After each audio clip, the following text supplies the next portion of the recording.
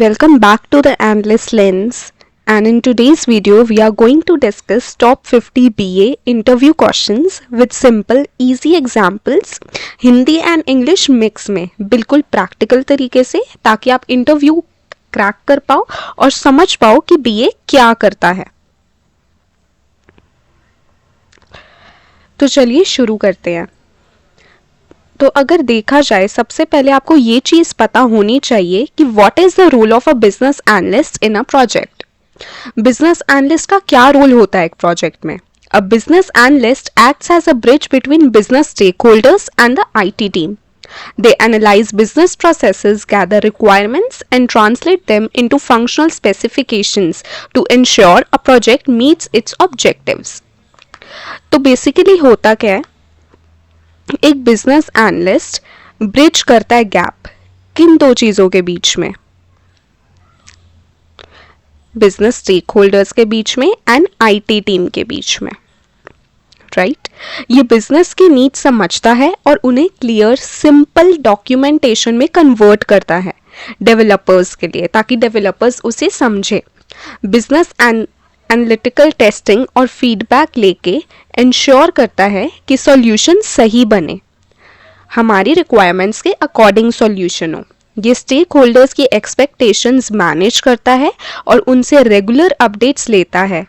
For example, अगर एक e-commerce app बन रही है, जैसे अमेजॉन हो गया या फ्लिपकार्ट जैसी कोई ऐप बन रही है, तो बीए विश लिस्ट फीचर की रिक्वायरमेंट क्लियर करता है और डेवलपर को समझाता है। Now the next question is, what are the key skills required for a business analyst? Business analyst के लिए key skills क्या required हैं? Essential skills include communication, problem solving, critical thinking, data analysis, requirements gathering, and domain knowledge in the industry they work in.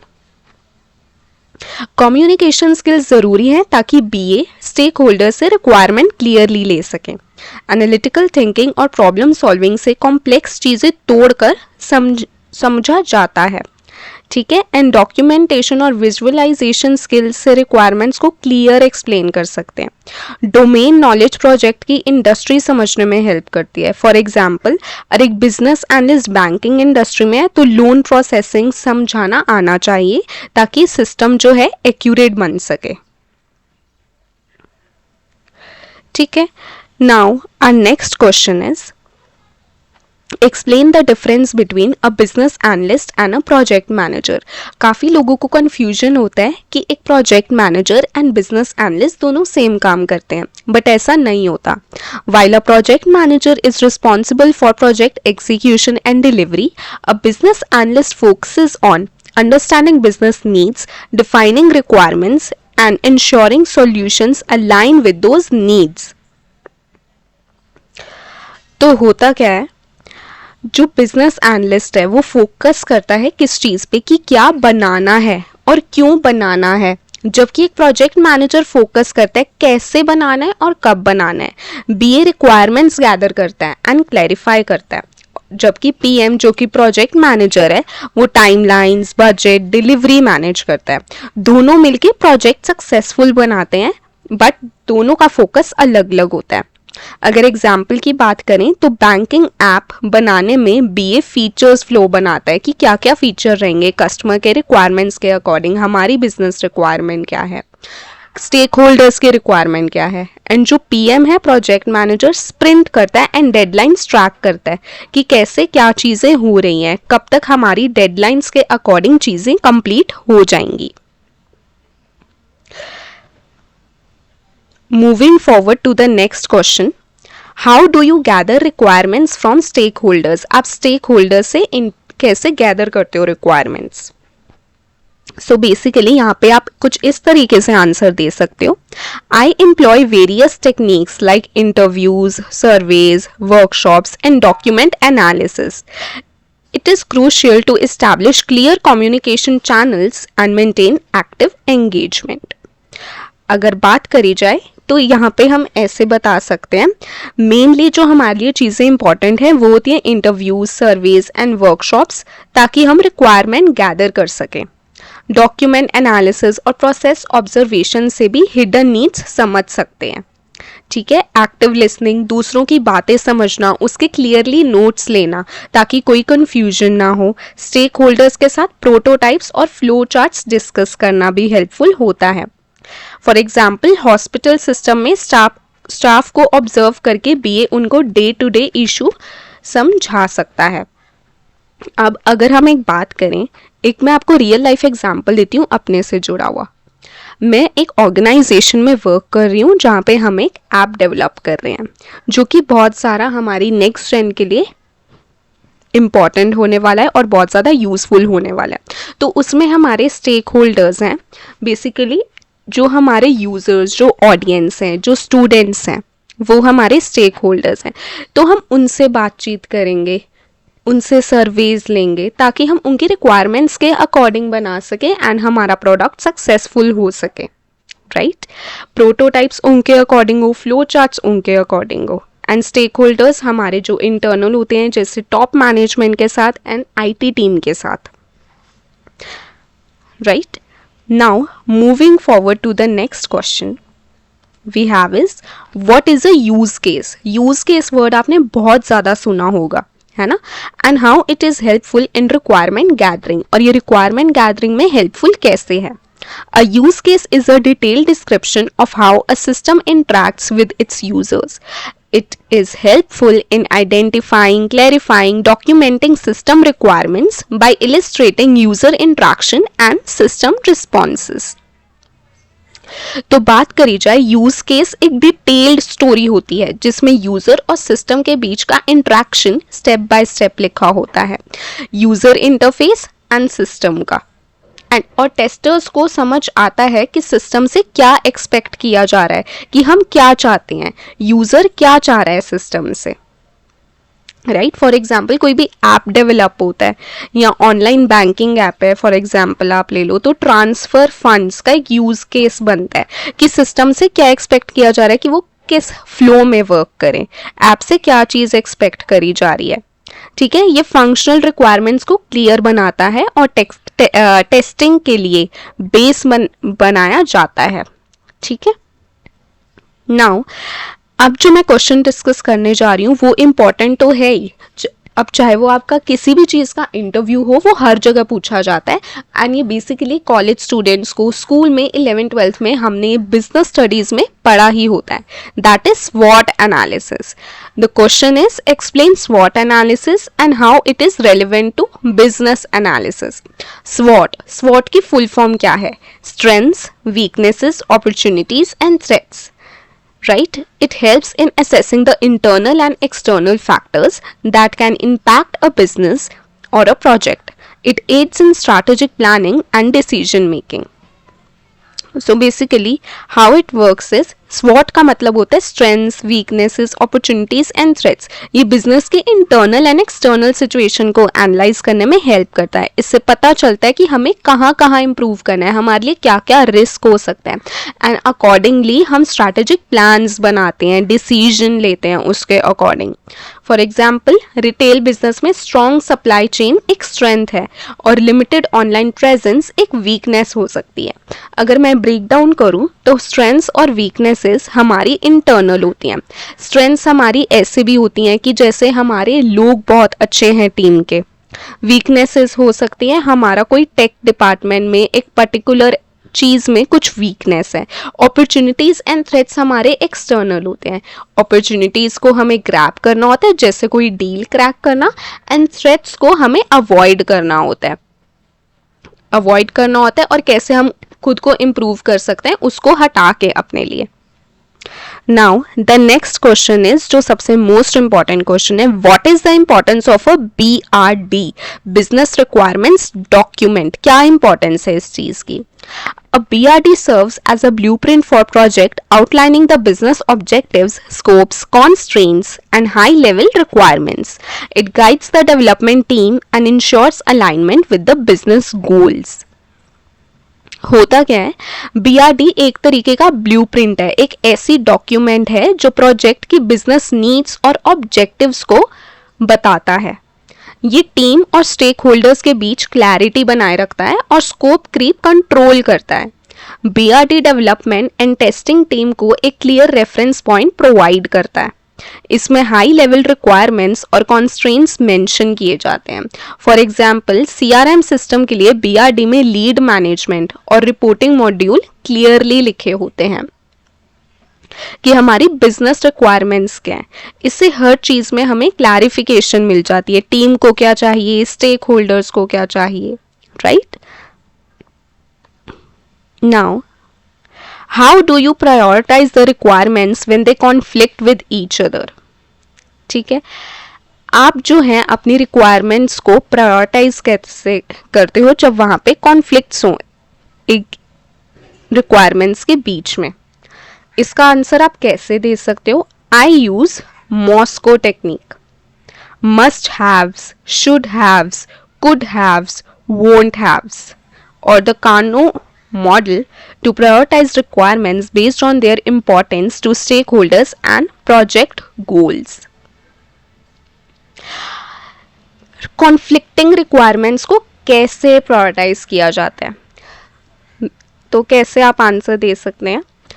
मैं पहले business value और urgency check करता हूँ कि बिजनेस की क्या रिक्वायरमेंट है, अर्जेंट है ये चीज़ के नहीं है, और किस चीज़ की डिपेंडेंसीज हैं वो एनालाइज करना चाहिए सबसे पहले। मस्ट ज़रूरी होना चाहिए, शुड होना चाहिए, कुड हो सकता है तो अच्छा रहेगा, वोंट कि अगर हो या नहीं हो तब भी चलेगा, या कानो मॉडल से रिक्वायरमेंट्स को कैटेगराइज करता हूँ। स्टेक होल्डर्स के साथ डिस्कशन करके क्लैरिटी लाते हैं कि अलाइनमेंट क्लियरली हो। अगर ज़रूरी हो तो फेज्ड डिलीवरी सजेस्ट करते हैं। फॉर एग्जाम्पल सेल्स टीम और कंप्लायंस टीम की कॉन्फ्लिक्टिंग रिक्वेस्ट को इम्पोर्टेंस और रिस्क के बेसिस पे प्रायोरिटाइज किया जाता है। अब एजाइल मेथोडोलॉजी के बारे में तो सबने ही सुना होगा, तो नेक्स्ट क्वेश्चन है describe the agile methodology and its relevance to business analysis. Agile is an iterative approach that emphasizes collaboration, adaptability, and customer feedback. Business analysts play a critical role in gathering involving requirements and ensuring they align with the changing project needs. होता क्या है, agile एक iterative और एक flexible approach है जिसमें छोटे increments में डिलीवरी होती है, छोटे छोटे इंक्रीमेंट्स में, एंड रेगुलर फीडबैक से चेंजेस लाए जाते हैं, उनको ब्रेक किया जाता है एंड उनके अकॉर्डिंग वर्क होता है ताकि हम फीडबैक ले सकें। बीए बैकलॉग रिफाइन करता है और इवॉल्व करता है रिक्वायरमेंट्स को ताकि वो सही से कैप्चर हो सके। एजाइल से कस्टमर सेटिस्फैक्शन इम्प्रूव होती है और चेंजेस से प्रोजेक्ट डिले नहीं होता। तभी इसको, जैसे आपका कोई भी वर्क है उसको छोटे छोटे पार्ट्स में इसलिए डिवाइड किया जाता है ताकि हम रेगुलर फीडबैक ले सकें और कस्टमर सेटिस्फाइड रहे, एंड किसी भी प्रोजेक्ट में अगर कुछ चेंजेस हों तो वो डिले ना हो। बीए स्टेक होल्डर्स और टीम के बीच अलाइनमेंट बनाए रखता है। For example food delivery app में यूजर फीडबैक से लाइव ट्रैकिंग फीचर्स इंप्रूव किया गया है एजाइल अप्रोच से। अगर मैं यहाँ पे फूड डिलीवरी ऐप्स की बात करूँ तो हो गया जोमैटो, स्विगी, तो अगर आपने देखा हो तो वो बोलते हैं स्टार्स दे देना, रेटिंग दे देना, वो ज़रूरी होती है, वो उनके लिए ज़रूरी इसलिए ताकि वो ट्रैक कर सकें, एजाइल प्रोसेसेस अपना सकें कि कहाँ पे इम्प्रूवमेंट कर सकते हैं। Next question is, what are some common data modeling techniques used by business analysts? ये चीज़ तो आपको ज़रूर पता होनी चाहिए as a business analyst. Common data modeling techniques include entity relationship diagrams. ये basically SQL में यूज़ होते हैं majorly. Data flow diagrams, unified modeling language diagrams. Data modelling से डेटा का स्ट्रक्चर और फ्लो विजुअलाइज किया जा सकता है। कॉमन टेक्निक्स मैंने आपको बताई दी हैं, ERD, DFD, UML। ये डेवलपर्स और स्टेक होल्डर्स को क्लियर अंडरस्टैंडिंग देने में हेल्प करती है। डेटा मॉडलिंग सिस्टम डिज़ाइन और डेटाबेस स्ट्रक्चर को ऑप्टिमाइज करने में भी मदद करता है। For example student management system में स्टूडेंट, कोर्स, ग्रेड्स को रिलेशन दिखाने के लिए ERD बनाया जाता है। अगर आपको इस पे एक डिटेल वीडियो चाहिए कि ERD कैसे बनता है तो आप कमेंट सेक्शन में हमें ज़रूर बताएं। How do you handle scope creep during a project? आप स्कोप क्रीप को हैंडल कैसे करते हो एक प्रोजेक्ट में? To manage scope creep I ensure that all the changes go through a formal change request process, assessing their impact on the project timeline and budget, and communicate these impacts to stakeholders for approvals. Right? तो basically होता क्या है? Scope creep होता है जब project में बिना planning के नए फीचर्स ऐड हो जाते हैं, जिससे टाइम और बजट पर प्रेशर भी पड़ता है। उसको हैंडल करने के लिए मैं proper change control process follow करता हूँ, जहाँ हर नए क्वेश्चंस, हर नए रिक्वेस्ट को डॉक्यूमेंट किया जाता है और उसका टाइम और कॉस्ट पर क्या इम्पैक्ट है उसे एनालाइज किया जाता है। स्टेक होल्डर्स को ट्रांसपेरेंटली बताकर उनसे अप्रूवल लिया जाता है। रेगुलर स्टेक होल्डर मीटिंग से स्कोप क्रीप को अर्ली आइडेंटिफाई कर लेते हैं। फॉर एग्जाम्पल, अगर क्लाइंट बिलिंग ऐप में एक और रिपोर्ट ऐड करना चाहता है तो इन द मिड प्रोजेक्ट तो पहले उसका इम्पैक्ट बता के उसको फ्यूचर फेज में डालने का सजेशन देते हैं। राइट? कि अगर कुछ इंस्टेंट रिक्वायरमेंट्स आ गई, इंस्टेंट चेंजेस आ गए तो आप कैसे हैंडल करोगे, तो उस चीज का आंसर आप इस तरीके से कर सकते हो अपने इंटरव्यू में। Now can you explain the concept of gap analysis? Gap analysis क्या होता है? Gap analysis involves identifying the difference between the current state and the desired future state, कि अभी हम कहाँ हैं एंड हमें फ्यूचर में कहाँ पहुंचना है, ऑफ अ बिजनेस प्रोसेस और system. It helps in understanding what needs to improve और चेंज्ड, किस चीज में चेंजेस रिक्वायर्ड हैं और कितने प्रोसेसेस हैं। तो गैप एनालिसिस एक टेक्निक है जिसमें हम करंट सिस्टम और डिजायर्ड सिस्टम के बीच डिफरेंसेस निकालते हैं। इससे पता लगता है कि हमें क्या चेंजेस लाने होंगे ताकि बिजनेस गोल्स को अचीव कर सकें। उसमें पहले करंट प्रोसेसेस को डॉक्यूमेंट करते हैं, फिर फ्यूचर स्टेट डिफाइन करते हैं और दोनों का गैप निकालते हैं। For example, current system minus desired system is equal to जो भी हमारा आएगा वो गैप है। ये बिजनेस इंप्रूवमेंट और प्रोजेक्ट प्लानिंग में हेल्प करता है। फॉर एग्जाम्पल, अगर HR सिस्टम मैनुअल है और ऑटोमेशन चाहिए तो गैप एनालिसिस दिखा सकता है कि कितना टाइम और कौन सा प्रोसेसेस ऑटोमेट करने हैं। आज के टाइम पे जितनी चीजें ऑटोमेटेड रहें उतनी स्मूथ रहती हैं। Now, what is stakeholder analysis and why it is important? Stakeholder analysis होता क्या है और ये ज़रूरी क्यों है? Stakeholder analysis involves identifying, categorizing, and assessing the influence and interest of all the stakeholders in a project. It is crucial for effective communication and managing stakeholder expectations. तो basically stake holder analysis में हम identifying करते हैं कौन कौन लोग project से impacted है और उनका प्रोजेक्ट में कितना इंटरेस्ट है और इन्फ्लुएंस है। राइट? ये एनालिसिस हमें स्टेक होल्डर कम्युनिकेशन और उनके एक्सपेक्टेशंस मैनेज करने में भी हेल्प करता है। इससे हमें पता चलता है कि लोगों को ज़्यादा इन्वॉल्व करना है और किन लोगों को टाइमली अपडेट्स देना है। फॉर एग्जांपल, अगर हम एक ऐप डेवलप कर रहे हैं जो HRs के लिए, ठीक है, एक HR ऐप हम डेवलप कर रहे हैं तो उसके अंदर हमें HR लीड्स चाहिए रहेंगे, HR के लोग चाहिए रहेंगे, HR हेड्स, एम्प्लॉयज़, ठीक है, IT टीम चाहिए रहेगी, ये सब स्टेक होल्डर्स होंगे एंड इनकी नीड्स भी अलग अलग होंगी जो एनालिसिस में हेल्प करेगा।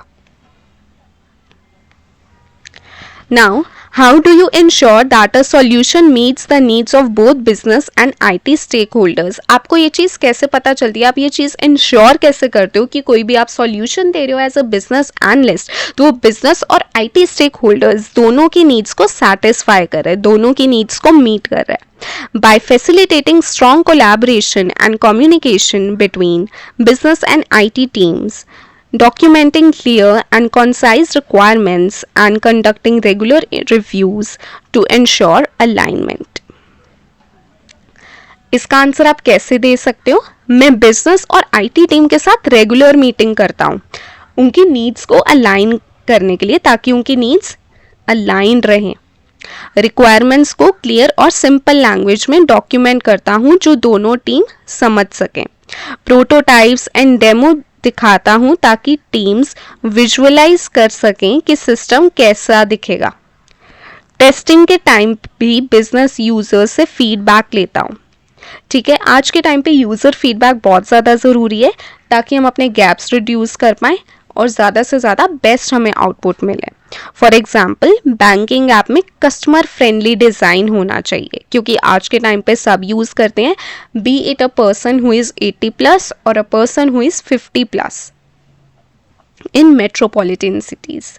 एंड आईटी के सिक्योरिटी स्टैंडर्ड्स दोनों को बैलेंस करने का इंश्योर करता हूँ। ठीक है, now explain the concept of BPR, business process re-engineering. Business process re-engineering involves the radical redesigning of business processes to achieve dramatic improvements in efficiency, effectiveness, and competitiveness. It often requires significant change to technology, workflows, and organizational structure.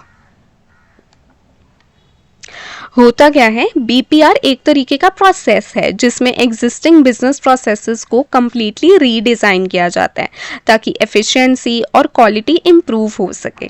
इसमें outdated steps हटाकर नया workflows बनाए जाते हैं और technologies को introduce किया जाता है। BPR तब यूज़ होता है जब स्मॉल इम्प्रूवमेंट से काम नहीं बन रहा हो। फॉर एग्जाम्पल, अगर एक कंपनी मैनुअली इनवॉइसेस जनरेट करती है, इसमें बहुत ज़्यादा टाइम लगता है, तो BPR यूज़ करके हम ऑटोमेटेड इनवॉइस जनरेट कर सकते हैं।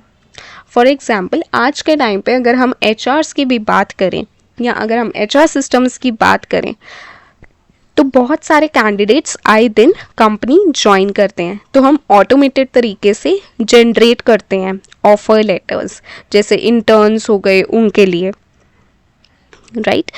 एंड एक प्रॉपर टाइम सेट करते हैं, उस टाइम तक उनको डिलीवर हो जाता है। Now the next question is, how do you stay updated with industry trends and best practices in business analysis? आप अपडेटेड कैसे रहते हो इंडस्ट्री ट्रेंड्स के साथ और बेस्ट प्रैक्टिसेस के साथ? I stay updated by attending conferences, webinars, and training programs, reading industry journals, and participating in online communities and forums dedicated to business analysis. Right? इसका आप आंसर कैसे देंगे? तो इसका सबसे बेसिक एंड सिंपल वे है आंसर करने का, मैं वेबिनार्स और कॉन्फ्रेंसेस अटेंड करता हूँ और लिंक्डइन और BA फॉर्म्स पर एक्टिव रहता हूँ। बिजनेस एनालिसिस और टेक्नोलॉजी ब्लॉग्स पढ़ता हूँ ताकि नए टूल्स और ट्रेंड्स के बारे में पता चले। ऑनलाइन सर्टिफिकेशंस और कोर्सेज से नए टूल्स जैसे पावर BI या जीरा सीखता हूँ। दूसरे BA से नेटवर्किंग करता हूँ ताकि प्रैक्टिकल इंसाइट्स मिल सकें। फॉर एग्जाम्पल, AI और डेटा एनालिसिस टूल्स के नए यूज केसेस समझने से नए प्रोजेक्ट्स में अप्लाई कर पाता हूँ। ठीक है, now what role does risk analysis play in business analysis? Risk analysis का क्या रोल है and how do you approach it? Risk analysis involves identifying potential risk to a project and assessing their impact.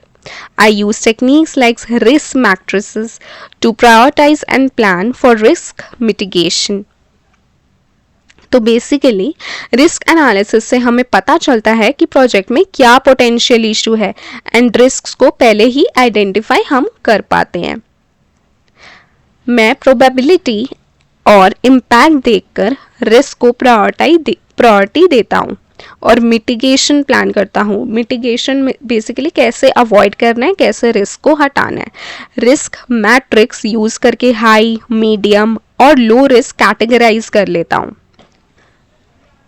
Project के दौरान regular monitoring से नए risk को भी handle किया जा सकता है। ठीक है, अगर हम डेटा इंडस्ट्री की बात करें तो डेटा माइग्रेशन प्रोजेक्ट में डेटा लॉस रिस्क को समझकर बैकअप और फेज्ड माइग्रेशन प्लान बनाया जा सकता है. Now, explain the concept of a fishbone diagram and how it is used in problem solving. एक fishbone diagram क्या होता है और उसको हम use कैसे कर सकते हैं problem solving में. Fishbone diagram एक visualization tool है जो किसी प्रॉब्लम का रूट कॉज आइडेंटिफाई करने में हेल्प करता है. Right. So a fishbone diagram is a visualization tool, is a visual tool used to identify the root cause of a problem. It helps in structured problem solving by categorizing causes into different branches such as people, processes, equipments and more. तो diagram जो होता है fish bone diagram, इसकी जो shape होती है वो fish की तरह होती है जिसमें कैटेगरीज होती है जैसे पीपल, प्रोसेसेस, टूल्स, ब्रांचेस और उस पर लिखा होता है. राइट. इससे स्ट्रक्चर्ड वे में प्रॉब्लम्स को एनालाइज कर सकते हैं और एग्जैक्ट कॉज आइडेंटिफाई कर सकते हैं. फॉर एग्जाम्पल, अगर डिलीवरी डिलेज हो रही हैं तो फिशबोन डायग्राम बनाकर सप्लायर इश्यूज, लॉजिस्टिक्स या प्रोसेसेस इश्यूज को हम आइडेंटिफाई कर सकते हैं. Now, how do you handle conflicting requirements from different stakeholders? आप कैसे हैंडल करते हो conflicting requirements को different stakeholders से?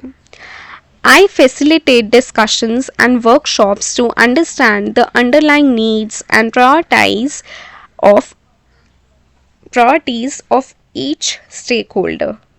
Then I work towards finding common ground or proposing alternative solutions that address the conflicting requirements. होता क्या है, सब स्टेक होल्डर्स की नीड्स सुनता हूँ सबसे पहले मैं और समझता हूँ उनकी क्या रिक्वायरमेंट्स है, रियल नीड क्या है उनकी रिक्वायरमेंट्स की.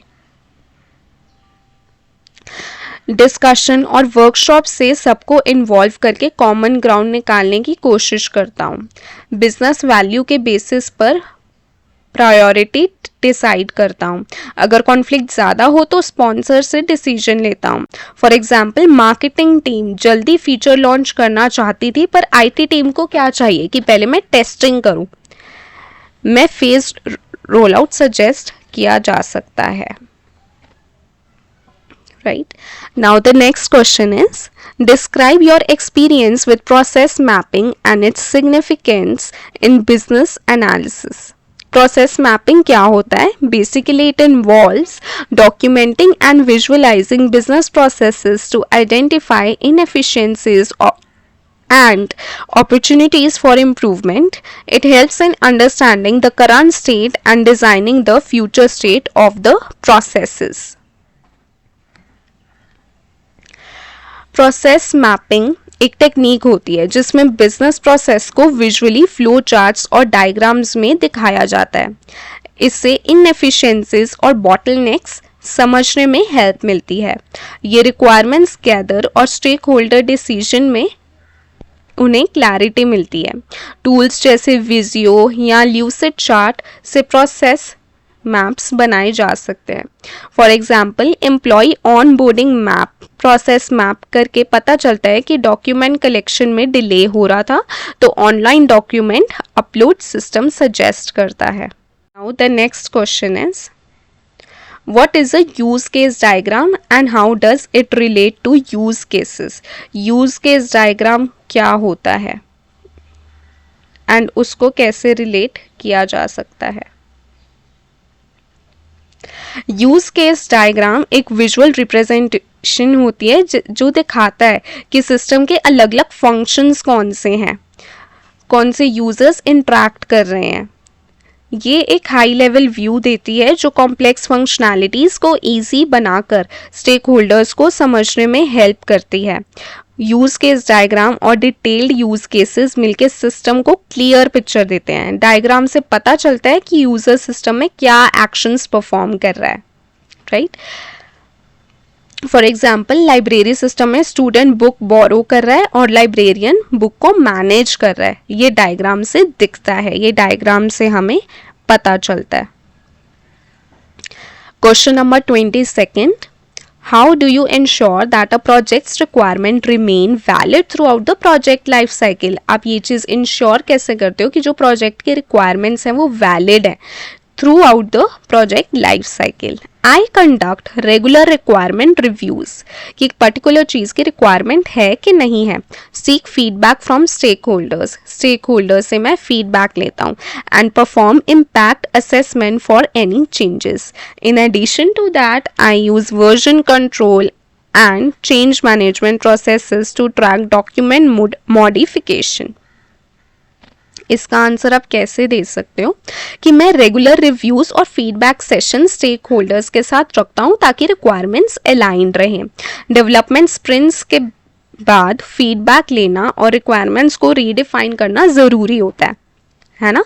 चेंजेस को मैनेज करने के लिए proper change management processes use करता हूँ. वर्जन कंट्रोल और ट्रेसेबिलिटी टूल से रिक्वायरमेंट्स को ट्रैक कर पाता हूँ. फॉर एग्जाम्पल, अगर एक ई कॉमर्स ऐप बन रही है और पेमेंट रूल्स चेंज हो जाते हैं तो उनको टाइमली अपडेट करना ज़रूरी होता है, तो मैं अकॉर्डिंगली वो चीज़ कर लेता हूँ. What is the difference between functional and non-functional requirements? So the answer is functional requirements specify what a system should do, while non-functional requirements define how it should perform. For example, scalability, security, and performance. So basically functional requirements बताते हैं कि system क्या करेगा, जैसे features और functionalities.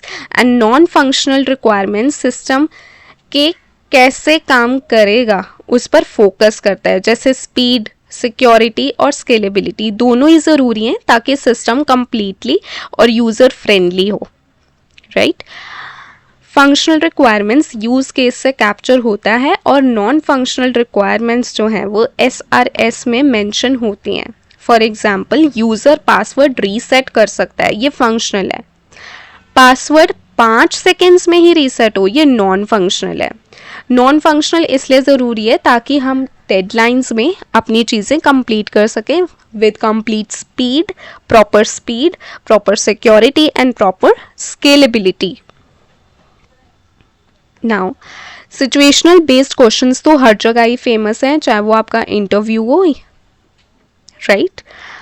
Can you describe a situation where you successfully resolved a significant conflict between stakeholders?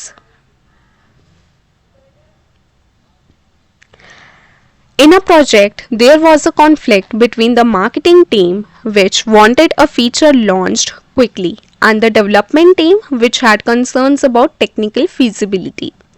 I facilitated a workshop where both teams could voice their concerns. After a thorough analysis, we decided to realize a simplified version of feature initially and then expand it gradually, addressing technical constraints. इसका answer आप कैसे कर सकते हो? एक CRM project में marketing team जल्दी feature launch करना चाहती थी, बट IT टीम को टेक्निकल कंसर्न्स थे. मैंने वर्कशॉप कंडक्ट किया जिसमें दोनों टीम्स ने अपने कंसर्न्स बताए. डिस्कशन के बाद हमने डिसाइड किया कि फीचर का बेसिक वर्जन पहले लॉन्च करेंगे और एडवांस फंक्शनैलिटीज बाद में ऐड कर देंगे. इससे दोनों ही मार्केटिंग की टाइमलाइन भी मेंटेन हो जाएगी एंड IT के कंसर्न्स की भी एड्रेसिंग हो जाएगी. सब स्टेक होल्डर्स सैटिस्फाइड एंड खुश हो गए. Now, how do you handle incomplete and ambiguous requirement? I seek clarification from stakeholders and conduct research to fill in gaps. Documenting assumptions and risks associated with ambiguous requirements is also important. इसका answer आप कैसे करोगे कि incomplete और ambiguous requirements को कैसे handle करते हो? तो मैं क्या करता हूँ, मैं सबसे पहले स्टेक होल्डर से और क्वेश्चंस पूछता हूँ ताकि क्लैरिटी आए. अगर उनको और क्लैरिटी नहीं होती तो इंडस्ट्री बेस्ट प्रैक्टिसेस और रेफरेंसेस प्रोजेक्ट्स देखकर उन्हें सजेस्ट करता हूँ. डॉक्यूमेंटेड एजम्पशंस और रिस्क लिख लेता हूँ ताकि फ्यूचर में कंफ्यूजन ना हो. Prototypes and wire frames. बनाकर विजुअलाइज करके स्टेक होल्डर से कंफर्म करा लेता हूँ. For example better reporting system बोला स्टेक होल्डर ने, तो मैंने सैम्पल डैशबोर्ड बना के फाइनलाइज करवाया. राइट, आप इस तरीके से अपने आंसर्स फ्रेम कर सकते हो. Now, explain the importance of traceability matrix in business analysis. A traceability matrix maps requirements to their sources, ensuring that all the requirements are accounted for and that changes are properly tracked. It helps in maintaining project transparency and managing the scope. So basically question कहता है traceability matrix क्या होता है और business analytics में क्यों important होता है. ट्रेसिबिलिटी मैट्रिक्स एक टूल है जो रिक्वायरमेंट्स को उनके related case, test cases, designs और डेवलपमेंट आइटम से लिंक करता है. इससे इंश्योर होता है कि सारे रिक्वायरमेंट्स कवर हो रहे हैं और स्कोप मैनेज रहता है. अगर कोई रिक्वायरमेंट्स चेंज होती हैं, इससे इम्पैक्ट को हम इजीली ट्रेस कर सकते हैं. ये क्वालिटी और अलाइनमेंट मेंटेन करने में हेल्प करता है. अगर एग्जाम्पल की बात करें तो रेगुलेटरी चेंजेस होने पर टीएम देखकर पता लग जाता है कि किन टेस्ट केसेस और मॉड्यूल्स पर अपडेट करना है. Right,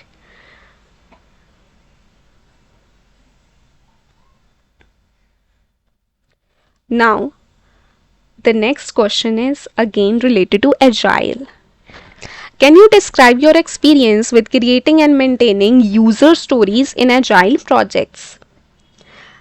I have experience creating user stories by collaborating with product owners and stakeholders. I ensure user stories are well defined, have clear acceptance criteria, and prioritize the backlog based on business value. Agile projects में user stories बनाने और maintain करने का experience share करो अपना. तो इसमें as a business analyst आप कैसे आंसर करोगे? मैं स्टेक होल्डर्स और प्रोडक्ट ऑनर्स के साथ मिलकर क्लियर और एक्शनेबल यूज़र स्टोरीज लिखता हूँ. हर यूज़र स्टोरीज का एक्सेप्टेंस क्राइटेरिया डिफाइन करता हूँ ताकि टेस्टिंग क्लियर हो सके. बैकलॉग को प्रायोरिटी और बिजनेस वैल्यू के बेसिस पर मेंटेन और रिफाइन करता हूँ.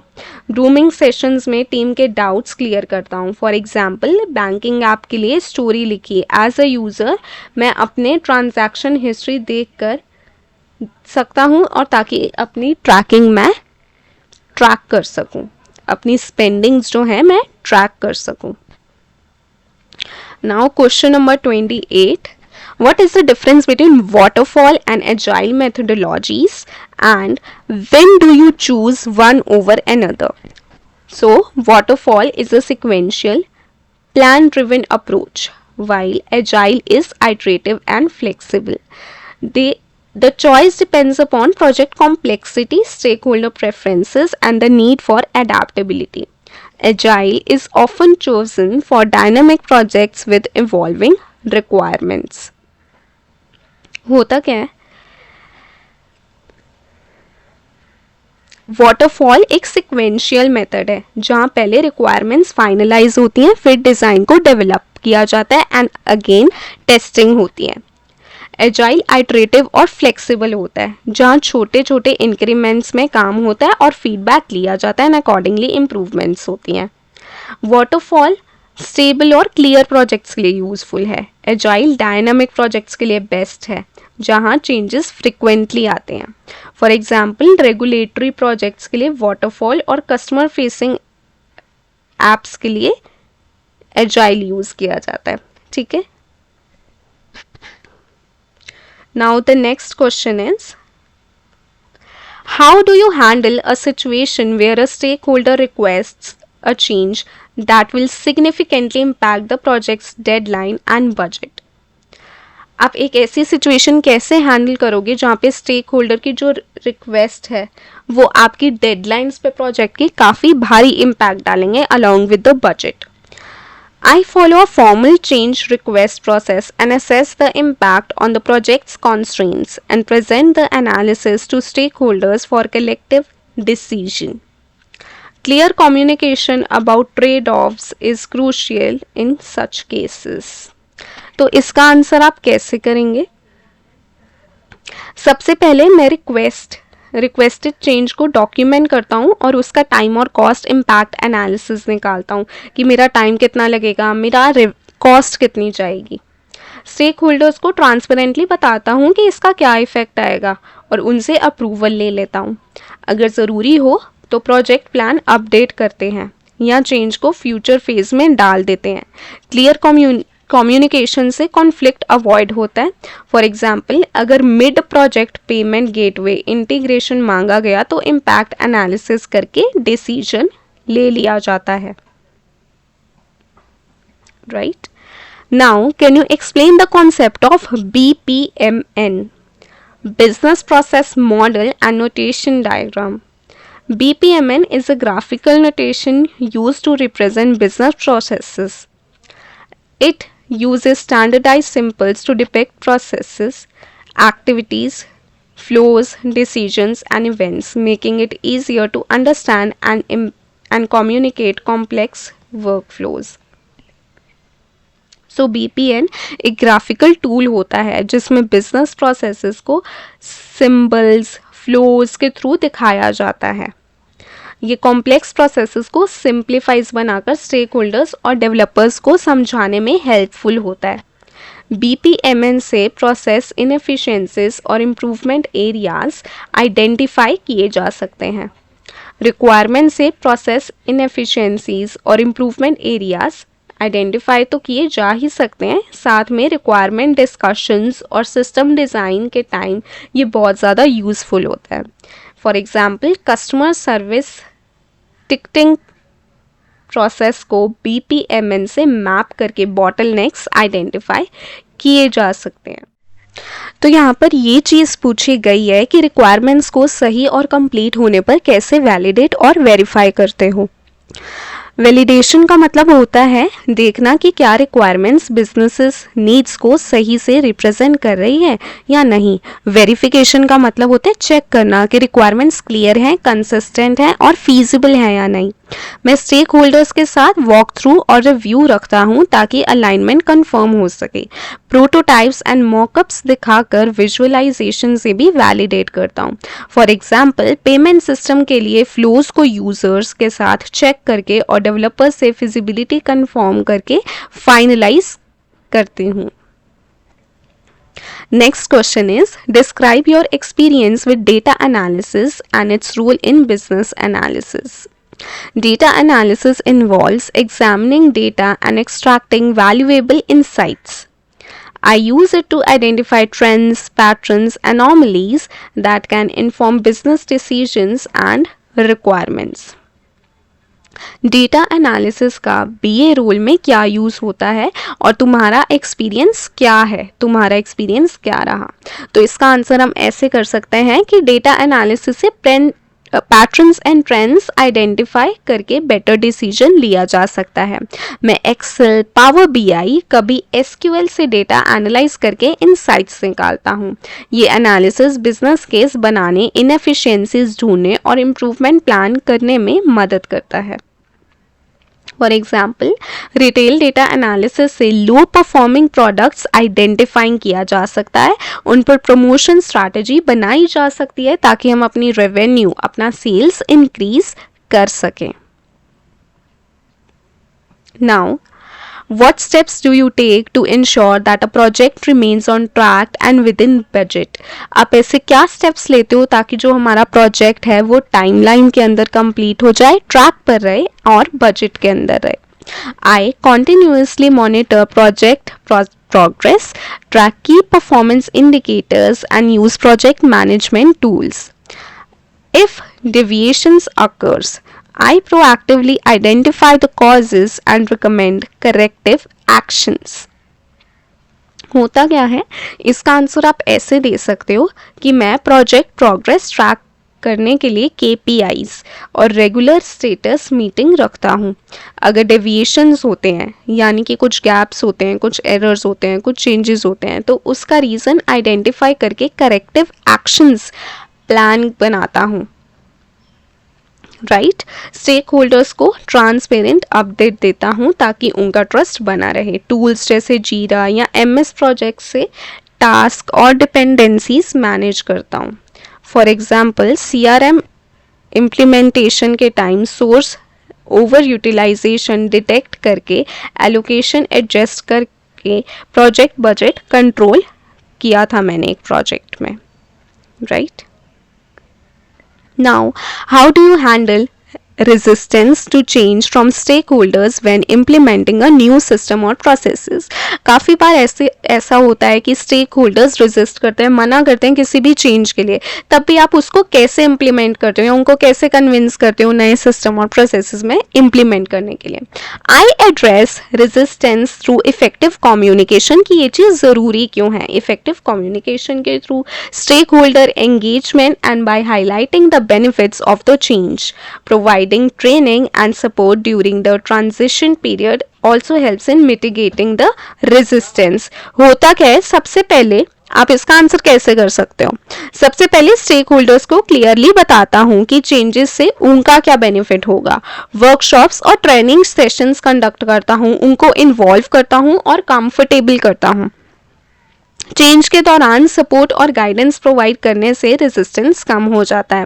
क्विक विंस दिखाकर स्टेक होल्डर्स को ट्रस्ट देता हूँ, ट्रस्ट बिल्ड करता हूँ उनके साथ, right. For example ERP roll out के दौरान एचआर स्टाफ के लिए डेमो सेशंस रखकर उनको सिस्टम यूज करने में कंफर्टेबल बनाया जा सकता है। Now, the next question is, what are your favorite business analysis tools and why do you prefer them? आपकी मनपसंद business analytical टूल्स क्या हैं और आप उनको क्यों प्रेफर करते हो? इसका आंसर आप कर सकते हो अपने वे में। अगर मैं अपना आंसर दूं तो I have experience tools with Microsoft Visio for process mapping, Jira for agile project management and tools like Tableau and Power BI for data visualization as they are user friendly and effective। ठीक है, तो process mapping के लिए मुझे विजियो और lucid chart पसंद है क्योंकि ये प्रोसेसेस को इजीली विजुअलाइज करने में मदद करता है। एजाइल प्रोजेक्ट्स के लिए जीरा यूज करता हूँ ताकि बैकलॉग और प्रोग्रेस ट्रैक हो सके। डेटा विजुअलाइजेशन और एनालिसिस के लिए power BI and Tableau use करता हूँ क्योंकि ये यूजर फ्रेंडली है एंड इफेक्टिव भी होते हैं। For example power BI dashboards से सेल्स केपीआईज को ट्रैक करके स्टेक होल्डर्स को रियल टाइम अपडेट देता हूँ, right. Moving forward to the next question, can you explain the concept of a business case and why it is important in project initiation? A business case is a document that justifies the need for a project outline, its project objectives, expected benefits, costs, and risks. It helps stakeholders to make informed decisions about project funding and approvals. अगर हम बात करें तो इन्होंने पूछा है कि आप एक्सप्लेन कर सकते हो कॉन्सेप्ट को, बिजनेस केस के कॉन्सेप्ट को, और ये ज़रूरी क्यों है प्रोजेक्ट इनिशिएशन में। तो बिजनेस केस एक डॉक्यूमेंट होता है जो प्रोजेक्ट के नीड को जस्टिफाई करता है, ऑब्जेक्टिव्स, बेनिफिट्स, कॉस्ट और रिस्क को आइडेंटिफाई करता है या उनको डिफाइन करता है। ये स्टेक होल्डर्स को डिसीजन लेने में हेल्प करता है कि प्रोजेक्ट पर इन्वेस्टमेंट करनी चाहिए या नहीं। बिजनेस केस से प्रोजेक्ट गोल्स ऑर्गेनाइजेशन के स्ट्रैटेजिक गोल्स के साथ अलाइन रहते हैं। ये एक रेफरेंस बन जाता है प्रोजेक्ट एग्जीक्यूशन के दौरान, right. For example insurance app बनाने से पहले बिजनेस केस से यूजर एडॉप्शन और आरओआई का एनालिसिस किया जाता है।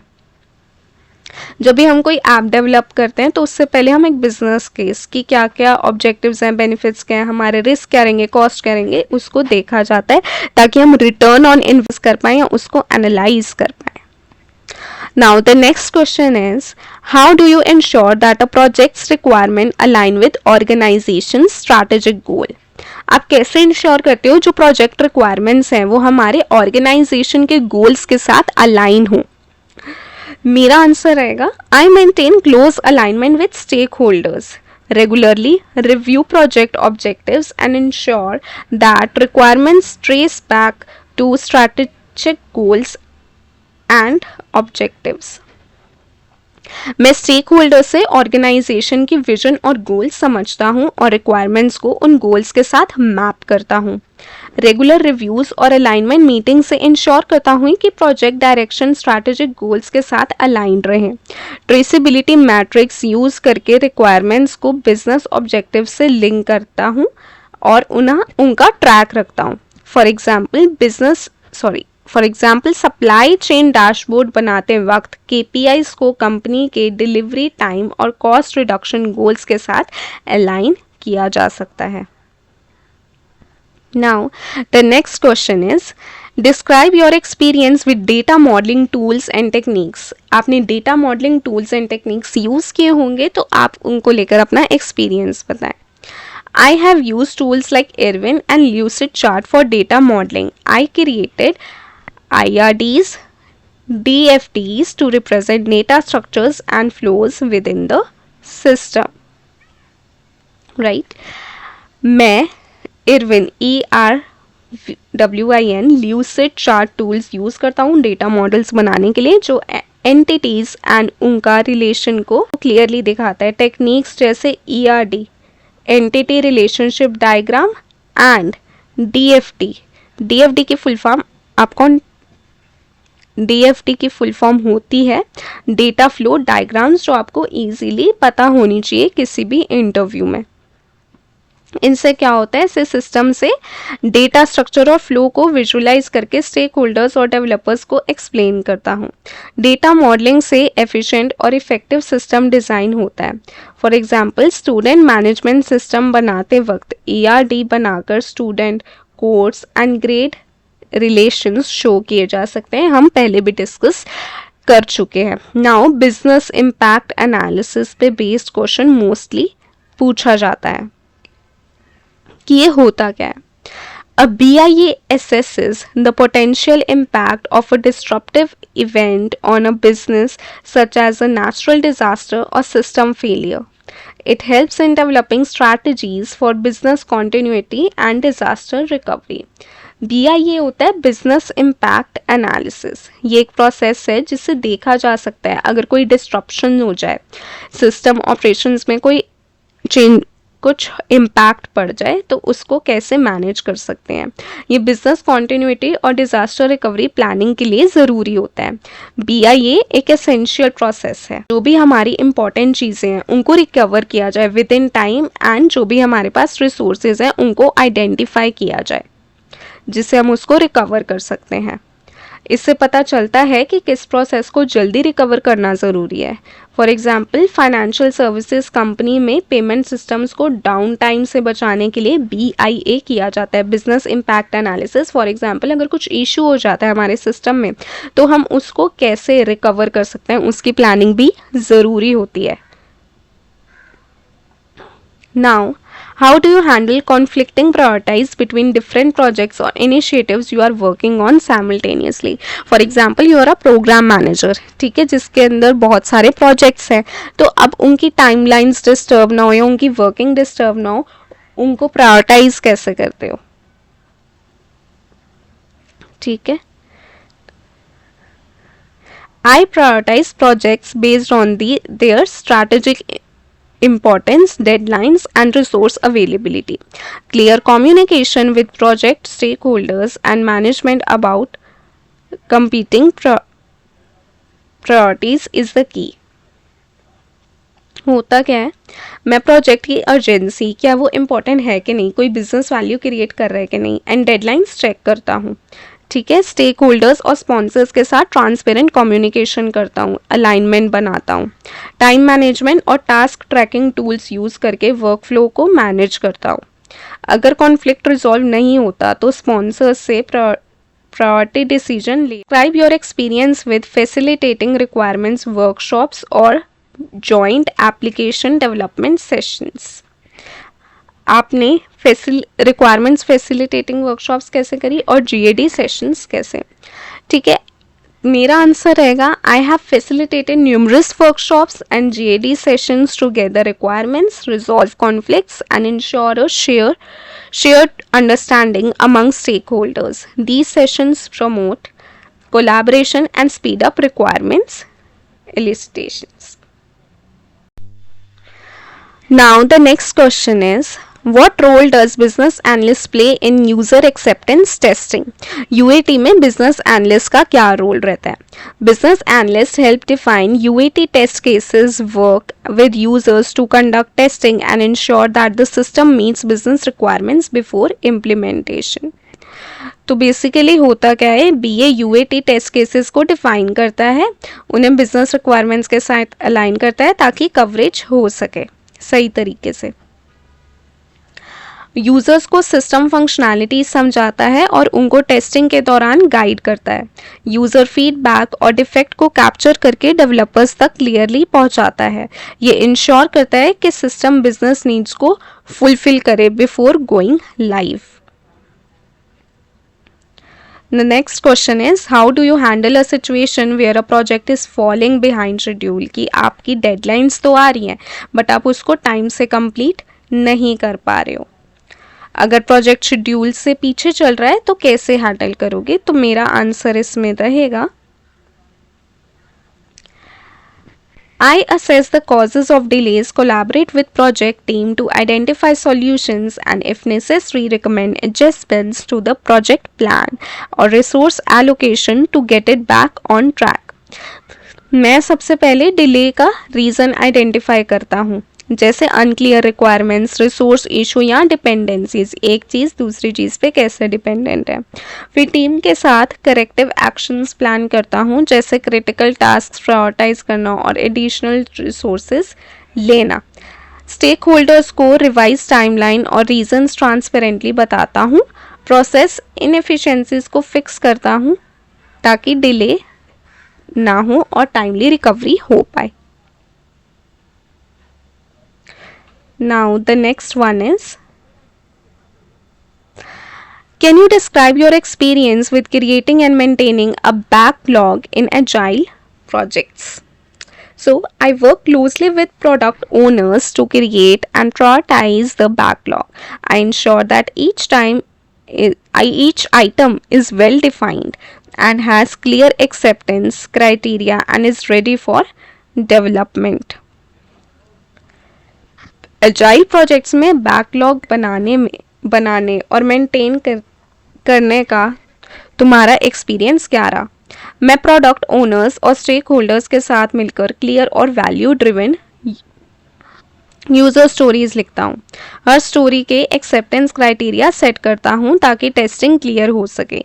बैकलॉग को बिजनेस प्रायोरिटी, डिपेंडेंसीज और एजेंसी के बेसिस पर रिफाइन और मेंटेन करता हूँ। ग्रूमिंग सेशंस में टीम के डाउट्स क्लैरिफाई करता हूँ। फॉर एग्जांपल, अगर एक ई कॉमर्स ऐप के लिए पेमेंट गेटवे को विशलिस्ट फीचर से पहले प्रायोरिटाइज किया जा सकता है based upon the business needs. Now, what is the significance of a feasibility study in the context of business analysis? Feasibility study का क्या significance है? Basically, a feasibility study assesses practicality, viability of a project, considering factors like technical, operational, economical, legal, and scheduling constraints. It helps in deciding whether to proceed with the project or not.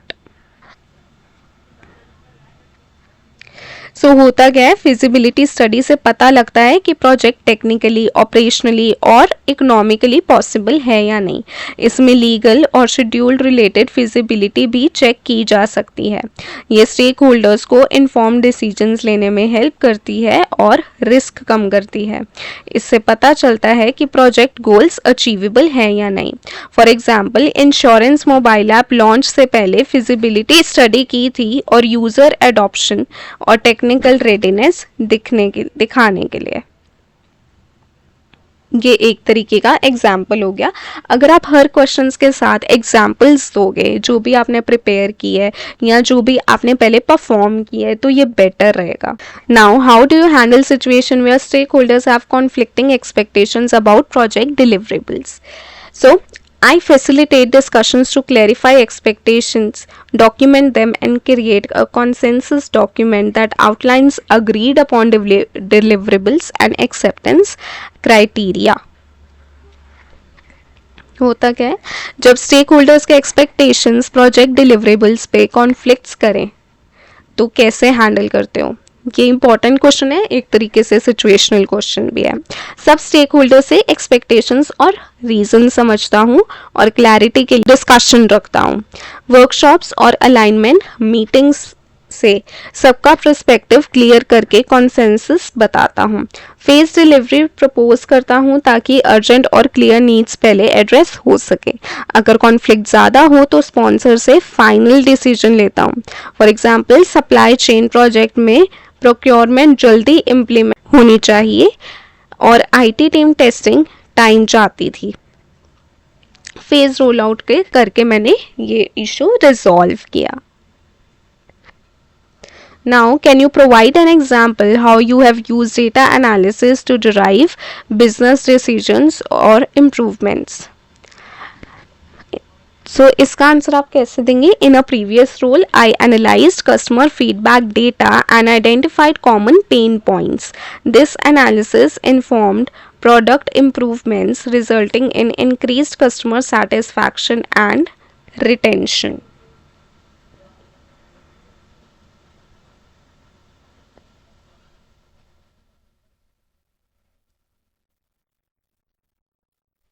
So basically इसका example हम कैसे देंगे? Retail project में sales और customer purchase data analysis करके लो performing products identify किए थे, right? उस एनालिसिस से टारगेटेड प्रमोशंस और इन्वेंट्री ऑप्टिमाइजेशन की स्ट्रैटेजी बनाई गई। इससे सेल्स इंक्रीज और एक्सेस इन्वेंट्री रिड्यूस हुआ। पावर बीआई से डेटा विजुअलाइजेशन करके स्टेक होल्डर्स को इनसाइट दिखाए जिससे डिसीजंस फास्ट लिया जा सके। रिजल्ट था 3 महीने में सेल्स 12% तक बढ़ गई। Now, describe your experience while creating and maintaining business process documentation. ठीक है, so I have created process maps, standard operating procedures, SOPs. SOPs एक बहुत ज़्यादा कॉमन टर्मिनोलॉजी है जो आजकल कॉर्पोरेट वर्ल्ड में सबसे ज़्यादा यूज़ होती है एंड ये डॉक्यूमेंट्स भी इम्पॉर्टेंट होती हैं। And workflow diagrams to document business processes. This documentation serves as a reference for stakeholders and aids in process improvement efforts. इसका आंसर मैं दूंगी, मैं SOPs, प्रोसेस मैप्स और BPN डायग्राम बनाकर वर्क फ्लो डॉक्यूमेंट्स करता हूँ। ये डॉक्यूमेंटेशन ट्रेनिंग, कंसिस्टेंसी और प्रोसेस इंप्रूवमेंट्स में हेल्प करता है। प्रोसेस चेंजेस होने पर डॉक्यूमेंटेशन टाइमली अपडेट कर देता हूँ, right? How do you handle a situation where a stakeholder requests a feature that is not within the project scope or budget? Stakeholder कह देता है मेरे को ये पर्टिकुलर स्कोप या एक पर्टिकुलर चीज़ चाहिए अपने प्रोजेक्ट में, तो जो हमारे बजट में नहीं है, तो आप उस चीज़ को हैंडल कैसे करोगे? So basically what I will do is I discuss the request with the stakeholder to understand their needs and prioritize. If it can be accommodated within the current project, I suggest evaluating it for inclusion in further phase or projects.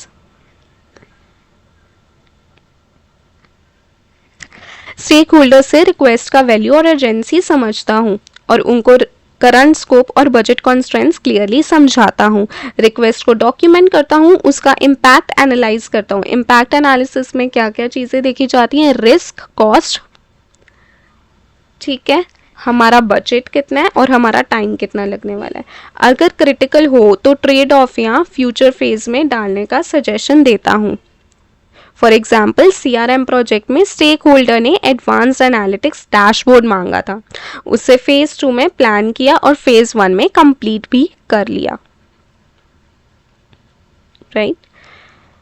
Now the next question and last question is, what do you consider the most challenging aspect of being a business analyst and how do you overcome it?